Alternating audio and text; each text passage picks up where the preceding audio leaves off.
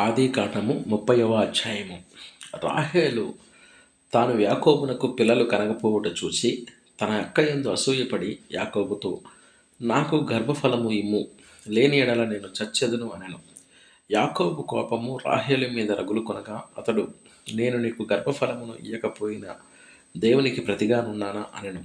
అందుకామె, నా దాసి అయిన బిల్హా ఉన్నది కదా, ఆమెతో పొమ్ము, ఆమె నా కొరకు పిల్లలను కొనును, అలాగున ఆమె వలన నాకును పిల్లలు కలుగుదరని చెప్పి తన దాసి అయిన బిల్హాను అతనికి భార్యగా ఇచ్చాను. యాకోబు ఆమెతో పోగా బిల్హా గర్భవతి అయి యాకోబున కుమారుని కనెను. అప్పుడు రాహేలు, దేవుడు నాకు తీర్పు తీర్చెను, ఆయన నా మొరను విని నాకు కుమారుని దయచేసి అనుకుని అతనికి దాను అని పేరు పెట్టెను. రాహేలు దాసి అయిన బిల్హా తిరిగి గర్భవతి అయి యాకోబునకు రెండో కుమారుని కనెను. అప్పుడు రాహేలు దేవుని కృప విషయమై నా అక్కతో పోరాడి గెలిచిన అనుకుని అతనికి నప్తాలి అని పేరు పెట్టెను. లేయ తనకు కానుపుట్టుకు చూచి తన దాసి అయిన జిల్ఫాను తీసుకుని యాకోబునకు ఆమెను భార్యగా ఇచ్చెను. లేయ దాసి అయిన జిల్ఫా యాకోబునకు కుమారుని కనగా లేయ, ఇది అదృష్టమే కదా అనుకొని అతనికి గాదు అని పేరు పెట్టెను.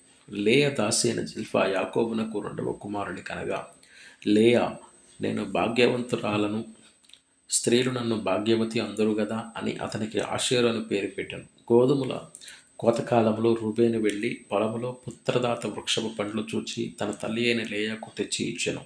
అప్పుడు రాహేలు, నీ కుమారుని పుత్రదాత వృక్షపు పండ్లలో కొన్ని నాకు దయచేయమని లేయతో అనగా ఆమె, నా భర్తను తీసుకుంటే అది చాలదా, ఇప్పుడు నా కుమారుని పుత్రదాత వృక్షపు పండ్లను తీసుకుందువా అని చెప్పాను.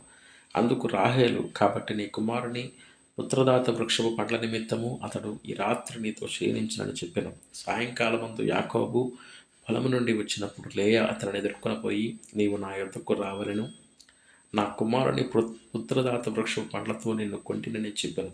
కాబట్టి అతడు రాత్రి ఆమెతో శయనించెను. దేవుడు లేయ మనవి వినెను గనుక ఆమె గర్భవతి యాకోబునకు 5వ కుమారుని కనెను. లేయ, నేను నా పెనిమిటికి నా దాసిని ఇచ్చినందున దేవుడు నాకు ప్రతిఫలము దయచేసిననుకుని అతనికి ఇస్సాకరు అనే పేరు పెట్టి లేయా మరల గర్భవతి యాకోబునకు 6వ కుమారుని కనెను. అప్పుడు లేయా, దేవుడు మంచి బహుమతి నాకు దయచేసిన, నా పెనిమిటికి 6 కుమారులను కని ఉన్నాను కనుక అతడు ఇక్కడ నాతో కాపురము చేయును అనుకుని అతనికి జబూలూను అను పేరు పెట్టెను. తరువాత ఆమె కుమార్తెను కని ఆమెకు దీనా అను పేరు పెట్టెను. దేవుడు రాహేలు జ్ఞాపకం చేసుకొని ఆమె మనవి విని ఆమె గర్భము తెరిచెను. అప్పుడు ఆమె గర్భవతి అయి కుమారుని కని దేవుడు నా నింద తొలగించును అనుకొనెను. మరియు ఆమె, యెహోవా మరి యొక్క కుమారుని నాకు దయచేయను గాక అనుకొని అతనికి యేసేపు అని పేరు పెట్టెను. రాహేలు యేసేపును కనిన తర్వాత యాకోబు లాబానుతో, నన్ను పంపివేయము, నా చోటికిని నా దేశమునకు నేను వెళ్ళెదను, నా భార్యలను నా పిల్లలను నాకు అప్పగించము, అప్పుడు నేను వెళ్ళెదను, వారి కోసము నీకు కొలువు చేసిదని, నేను నీకు కొలువు చేసిన విధమును నీవు ఎరుగుదువు కదా అని చెప్పాను. అందుకు లాబాను అతనితో, నీ కటాక్షము నా మీద ఉన్న ఎడల నా మాట వినుము, నిన్ను బట్టి యెహోవా నిన్ను ఆశీర్వదించనని శకునము చూచి తెలుసుకోండి అని చెప్పాను. మరియు అతడు, నీ జీతం ఎంత అని నాతో స్పష్టముగా చెప్పుము, అది ఇచ్చెదను అనెను.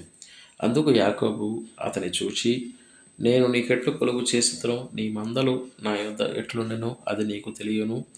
నేను రాకమునుపు నీకున్నది కొంచెమే, అయితే అది బహుగా అభివృద్ధి పొందెను. నేను పాదము పెట్టిన చోటెల్లా యెహోవా నిన్ను ఆశీర్వదించెదను.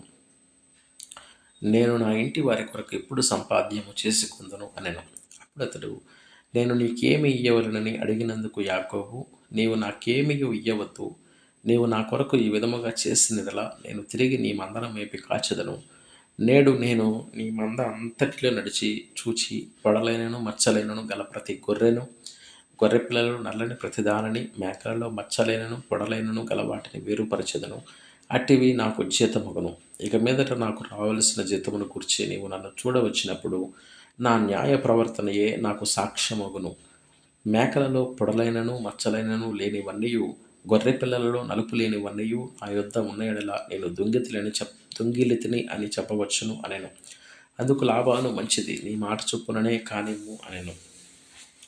ఆ దినమున లాబాను చారలైనను మచ్చలైనను గల మేకపోతులను, పొడలైనను మచ్చలైనను గల పెంటి మేకలన్నింటినీ, కొంచెము తెలుపు గల ప్రతి దానిని గొర్రె పిల్లలలో గొర్రె పిల్లలలో నల్లని వాటినన్నిటినీ వేరు చేసి తన కుమారుల చేతికి అప్పగించి తనకును యాకోబునకును మధ్య 3 దినముల ప్రయాణమంత దూరము పెట్టెను.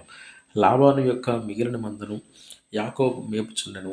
యాకోబు చినారు జంగిసాలు అను చెట్ల చువ్వలను తీసుకొని ఆ చువ్వలలో తెల్లని చారలు కనబడినట్లు అక్కడక్కడ వాటిని తొక్కలు ఒలిచి మందలు నీళ్లు త్రాగవచ్చినప్పుడు అవి చూలు కట్టుటకు అతడు తాను ఒలిచిన చువ్వలను మందలు త్రాగుటకు వచ్చు కాలువలలోనూ నీళ్ల గాళ్లలోనూ వాటి ఎదుట పెట్టగా ఆ మందలు ఆ చువ్వల ఎదుట చూలు కట్టి చారలైనను పొడలైనను మచ్చలైనను గల పిల్లలను ఈనెను. యాకోబు ఆ గొర్రె పిల్లలను వేరు చేసి చారలు గల వాటి తట్టును లాబాను మందలలో నల్లని వాటి తట్టును